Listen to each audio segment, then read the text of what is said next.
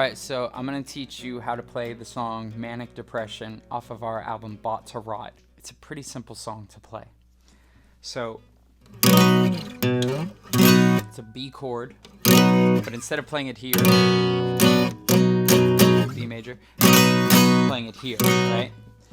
The rhythm riff, which is pretty much the entirety of the song, which is the verse and the chorus, is just really simply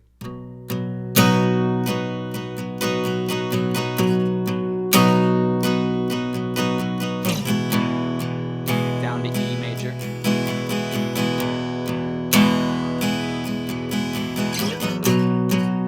back up.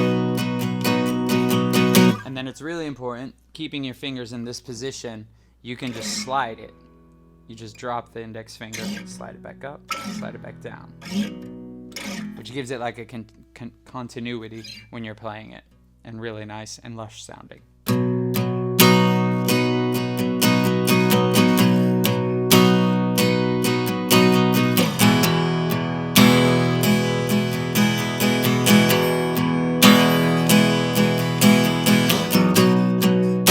So that's the majority of the song, right? The verses and the chorus. The only difference is when it gets to the ripping guitar solo at the end. And the guitar solo in this song is probably my favorite moment on the whole record. And so for the solo, you go from D to B, and you do proper power chords. So just the two strings, and then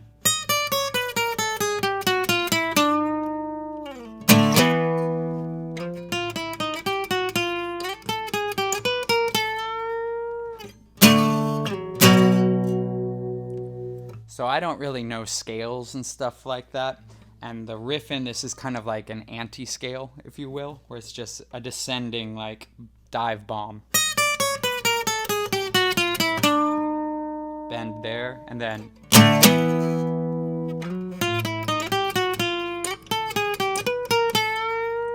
a real good bend on that.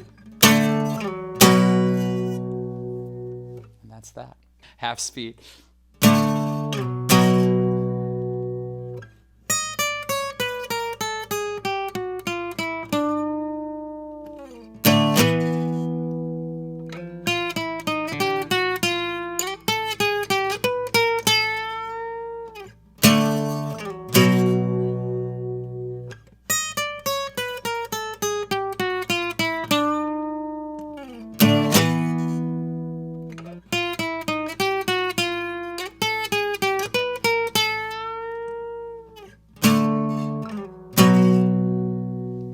Alright, I'm going to teach you the riff to Black Me Out. I'll play through the riff as it is now and talk about the way it formed, and then I'll break it down a little.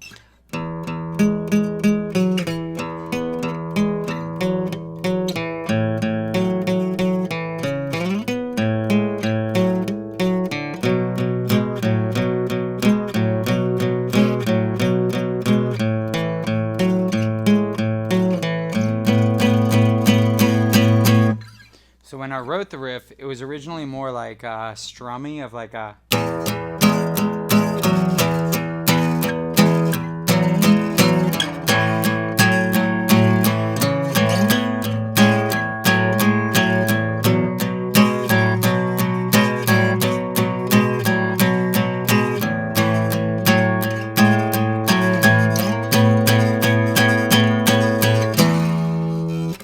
So it's just basically taking out all the ringing chord stuff and just making it more single note stuff.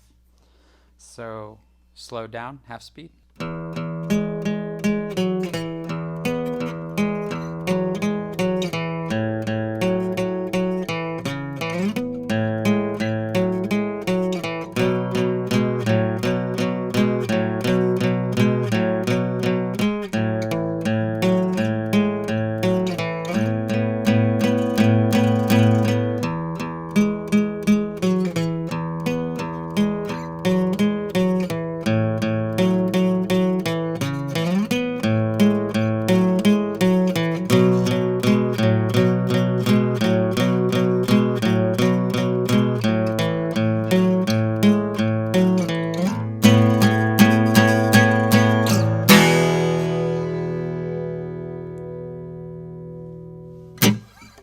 I believe that you're limited if you're thinking about writing songs based on chord progressions. All the chord progressions under the sun have already been created, right?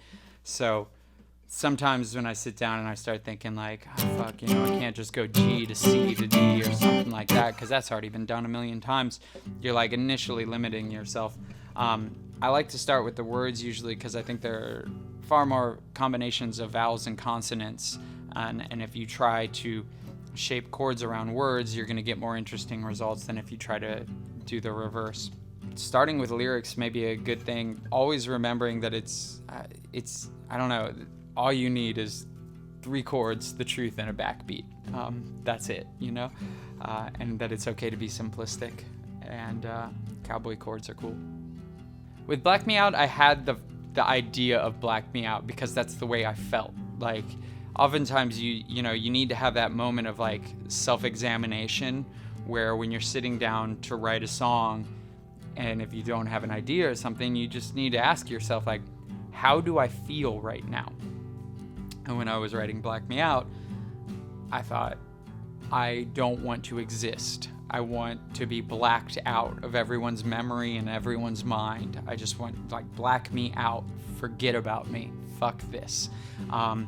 And the phrase black me out, I had that phrase, so it was really about like writing the rest of the song about that particular phrase. There's a song on the new record, Botzarat, the song I Hate Chicago, that was very much that way of thinking, where I just moved into a new studio space, finished the move. It was like the first day of working there, where I was like, okay, I made this big move, gotta produce results now, get to work.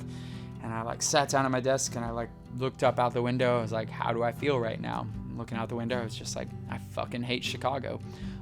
So I wrote a song about it. It's hard for me to write in the past tense. I need to have like a real immediate connection to my feelings, unless it's writing about feeling nostalgic for something, but then you're writing about the feeling of nostalgia that you're currently having, and it's like got that certain level of distance from the actual way you felt back then. So I think I've written songs that maybe are nostalgic in ways, or have lyrics that have nostalgia to them, but I've never sat down and been like, you know what, I really like this thing that happened when I was 18 is still bugging me. I need to write this out, Okay, the things that I would like to add when it comes to songwriting and guitar playing is that it's always important to get your finger as up close to the fret as possible for the best sound, and that with your thumb, unless you're like silencing or muting the E string, you want to have your thumb like there, as low on it, to get the best leverage.